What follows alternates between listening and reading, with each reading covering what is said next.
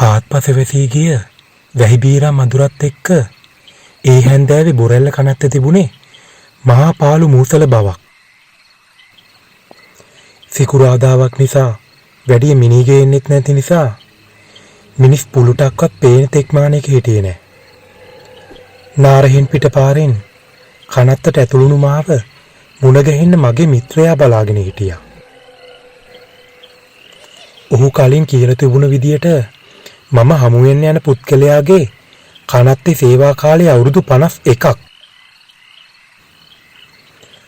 කොළඹ නගර සභාවේ යටතේ ඔහු කනත්තේ හරියටම අවුරුදු 40ක් රාජකාරී කළා.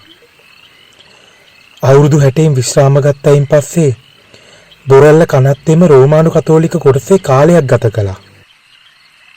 මම හමු වෙන කාලේ ඔහු වැඩ කළේ බොරැල්ල කනත්තේ ඇන්ග්ලිකන් කොටසේ. අවුරුදු 71ක් වන ඔහුගේ ජීවිත කාලයේ ඔහු අවුරුදු 51ක්ම ගත කරලා තියෙන්නේ සොහොන් කොත් අතරේ.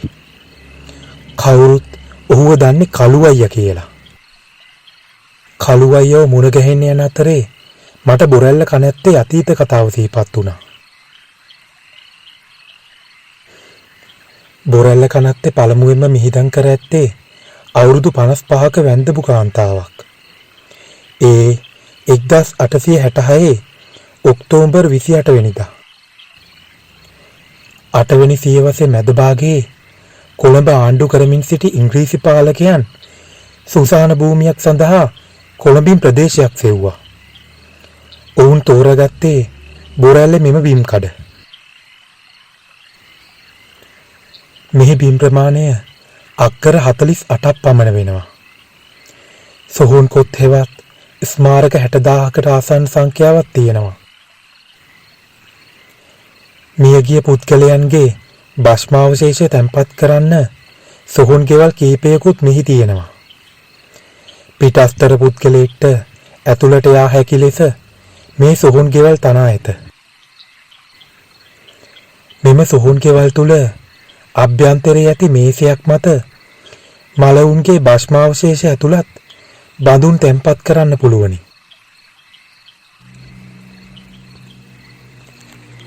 දෙවන ලෝක මහා යුද්ධ කාලයේ පිටකොටුවේ තිබුණ මේබල් ස්ටෝර්ස් ප්‍රසිද්ධ වෙළඳ ව්‍යාපාරයේ හිමිකරුවා තමන් ජීවත්ව සිටියේදීම මෙවැනි සොහොන් ගෙයක් හදලා තියෙනවා.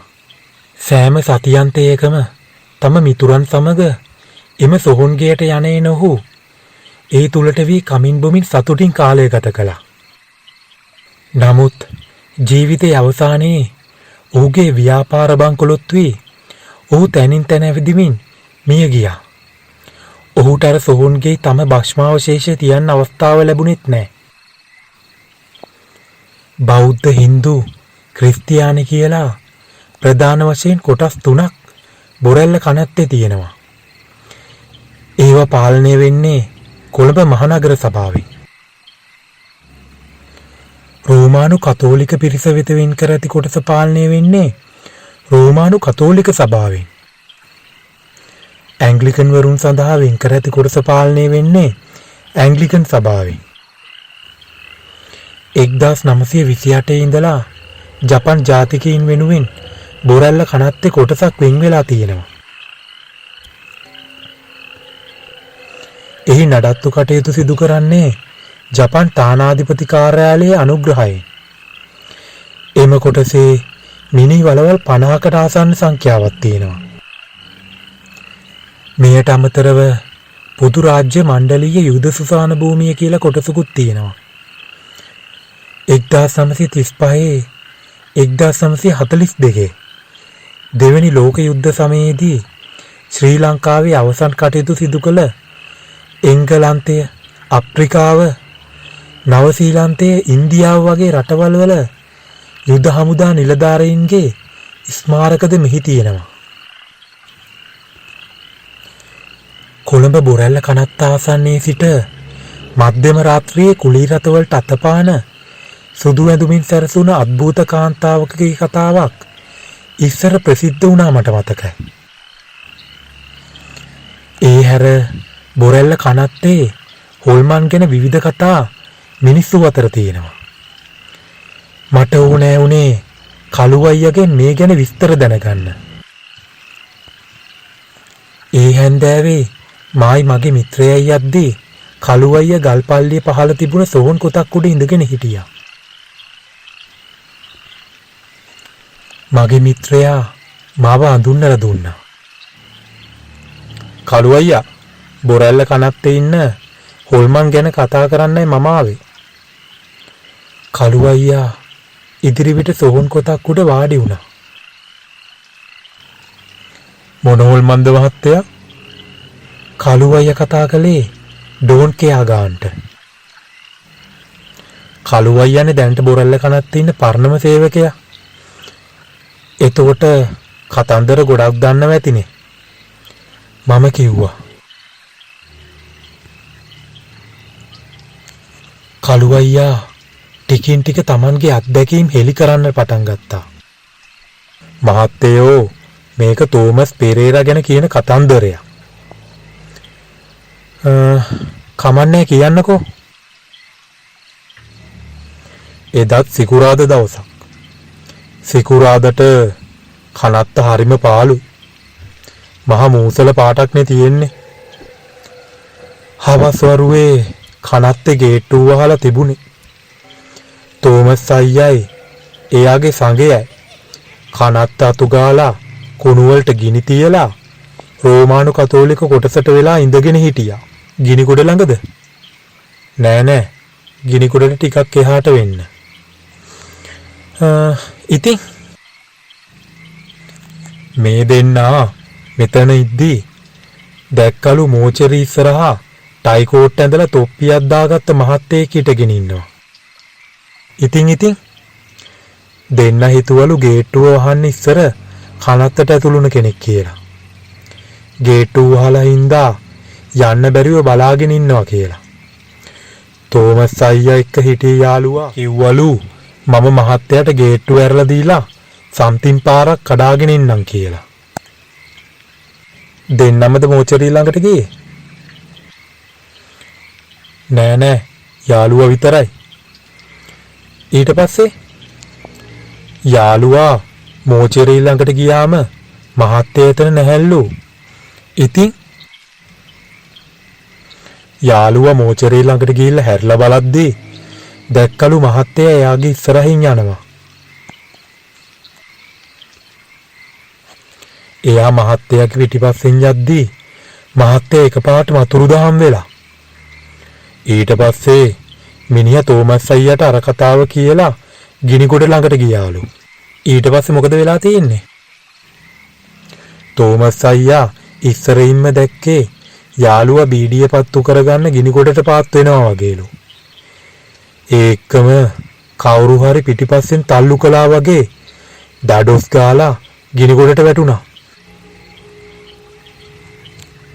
පපු යමාරුවක් වගේ හැදිලා වැටුණාද? ඒක කොහොමද දන්නේ නැහැ. මිනිහගේ පිට පුරාවටම පත ඇඟිලි පහක ලකුණු තිබුණා. ජීවත් වුණාද? ඉස්පිරිතාලෙට ගෙනිච්චා. වැඩක් උන්නේ නැහැ. සිරුර ගිනි ගැනීම නිසා සිද්ධ වුණ මරණයක් කියලායි තීරණය කළේ.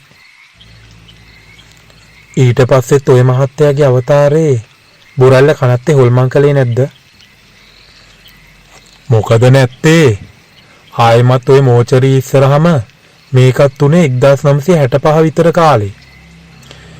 සිරිල් කියලා අපේම මිනිහෙක් තමයි දැකලා තියෙන්නේ. කියන්නකෝ. මිනිහා බොරැල්ල ෂෝ එකක් බලද්දී දැක්කලු මහත්තයෙක් මෝචරි ඉස්සරහා ඉන්නවා. මහරෑද? නෑ 2:30 ෂෝ එක බලද්දී හවස 6 විතර ඇතිලු. ඉතින් ඒකත් කියන්නකෝ. ඉතින් මිනිහා හිතලා වලක් බලන්න ආපු මහත්තයෙක් කියලා. මිනිහා ඉක්මනට මේ පැත්තෙන් ආවා. ගානක් කඩා ගන්න හිතාගෙන. ඊළඟට මිනිහා දැකලා තියෙන්නේ මෝචරිය ඇතුළට මහත්තයෙක් යනවා වගේ. ඒත් ඒ හලකවත් මහත්තයා නැහැ. මිනිහා දතකට පුට්ටු වෙලා මෝචරිය පඩිය උඩ මුනිත් තලාවට වැටුණා. ඒ වැටුණ වැටිල්ලට මිනිහගේ ඉස්සරහා දත් පේලියෙම කැඩිලා තිබුණා. සිරිල්ගේ පිටෙත් ගිනි ගොඩේ වැටුණ මිනිහගේ වගේ කළු පත ඇඟිලි 5ක පාරක් තිබුණා. ඉස්පිරිතාලෙට ගිය සිරිල් ගෙදර ආවේ දවස් 3කට පස්සේ. වෙන මොනවද ওই වගේ දේවල් වෙලා තියෙන්නේ? කොල්ලෝ මේකයි. ඔය ආදාහනාගාරේ ළඟ මහා පුරු වැඩ සිද්ධ වෙනවා. දවසක් අපේ ගුණසේකර කියලා කෙනෙක් ආදාහනාගාරේ ළඟ නිදාගෙන ඉඳලා තියෙනවා. මහරෑද? නෑ. හවස 6:30ට විතර. ගුණසේකර නිකමට ආදාහනාගාරේ ළඟ ඇලවෙලා ඉඳලා තියෙන්නේ. එකපාරම කොහෙන්ද මන්ද ගල් අහුරක් වැටලා තියෙනවා. ගුණසේකර හිතලා තියෙන්නේ කවුරු හරි බය කරන්න ගල් අහුරක් විසි කරන්න නැති කියලා. මිනිහා හොඳට වටපිට බැලුවා. කවුරුත් නැහැ. ආයෙත් ඇලවුණා. මෙන්න ආයෙත් ගල් අහුරු වැටෙන්න ගත්තා. මිනිහා නැගිටලා අපි ළඟට ඇවිල්ලා මේ කතාව කිව්වේ. එතකොට කළු අයියේ ඔය වගේ අద్భుත දේවල් වෙන්නේ හවසට රැයට විතරද? පිස්සුද? දවල් 12ට හවස 6:00ට කිසිම කෙනෙකුට ඔය ආදාහනාගාරය ළඟ නිදා ගන්න නම් බෑ. තවත් ඔය වගේ දේවල් වෙලා තියෙනවද? ආදාහනාගාරය ළඟ පන්සල ළඟ කිරිගරුඩ මේසයක් තියෙනවා. මොකටද ඒක තියෙන්නේ? ආදාහනය කරන්න ගේන මිනි ඔය කිරිගරුඩ මේසෙ උඩ තියලා තමයි පාංශු කූලය දෙන්නේ. දවසක් පුංචි බොරැල්ල බර්නාඩ් කියලා කෙනෙක් ওই මාබල් ටේබල් එක උඩ ඇලවිලා හිටියා. කීයට විතරද? මට මතක හැටියට දවල් 12ට විතර. අපි 4-5 දෙනෙක් ඊට පොඩ්ඩක් එහයින් කතා කර හිටියා. මෙන්න එක පාටම බර්නාඩ් ඇස් උඩ තියාගෙන නැගිට්ටා. කවුදෝ බෙල්ල මිරිකන්න හැදුවා කියලා. ගුරුකම් වැඩේම බොරැල්ල කනත් ඇතුළ වෙනවද? මෙන්න මෙහෙම දේවල් නම් වෙනවා. කවුරු හරි කෙනෙක් තමන්ගේ දරුවෙකුට පවුලේ අයෙකුට අපලයි කියලා කට්ටඩි මහත්තයෙකුට කියනවා. කට්ටඩිය එතකොට කියනවා ඕකට මම වැඩක් කරලා දෙන්න. බිත්තරයක් ජීවම් කරලා දෙන්න. රෑ 12 එහෙම නැත්තම් දවල් 12ට එහෙමත් නැත්තම් හවස 6ට කනත් ඇතුලේ ගහලා බිඳින්න කියලා. ඊට පස්සේ කට්ටඩිය බිත්තරයක සායම් කරලා රූප ඇඳලා කීයක් හරි ලොකු ගාණක් කඩාගෙන ගෙදර අයට දෙනවා. ගෙදර කෙනෙක් අර කිව්ව වෙලාවට බිත්තරේ අරගෙන කනත්තට එනවා. ඉතින් කළු අයියලට අහු වෙනව ඇතිනේ. සමහර අය බිත්තරේ අතේ තියාගෙන ඉද්දි නම් අපි දැක්කොත් අහනවා. එතකොට ගෙදර අය කියනවා ගුරුකම් අතේ වැඩකට බිත්තරය ගෙනාවා කියලා. ඉතින් ඔයගොල්ලෝ ඉඩ දෙනවද? මහත්තයා මේකනේ ඇත්ත කියන්න එපා. බොරුවට සුදන වෙලා වැඩක් නැහැනේ. අපි එහෙම හපුවම අපිට රුපියල් 3-400ක් අතමිට මොලවනවා. අපි අයින් වෙලා යනවා. වැඩේ වැරදි නැද්ද? ඕනනම් ඔහොම යන්නේ නැයට නිකන් යන ගමන් කුළුණක ගහලා බිත්තරේ බින්දෑකිනේ. පාරේ යන ගමන් කනත්තෙන් පිට ඉදලත් සොහොන් කොතක ගැහැව්වා කිනේ. එහෙව් එකේ අපි සුළු සන්තෝෂමක් ගත්තට වැරදිද? උදේ 7 ඉඳන් හවස 7 වෙනකම් ඕනෑම කෙනෙකුට කනත්තට එන්න පුළුවන්. මරණයකට ආව කිව්වකි. තමන්ගේ නෑයෙකුගේ සොහොන් කොටක් බලන්න ආව කිව්වකි. එතකොට වෙන මොනවද කනත්ත වෙන්නේ?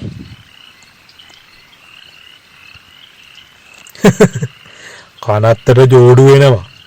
කාර් එකේ ඉන්නේ අහපුවම කියන්නේ අම්මගේ එහෙම නැත්නම් තාත්තගේ වල බලන්නේ කියලා. තවත් ජෝඩු පයින් එනවා. ඇවිල්ලා සන්තෝෂ වෙලා යනවා. ඒව අපිට වළක්වන්න අමාරුයි මහත්තයා.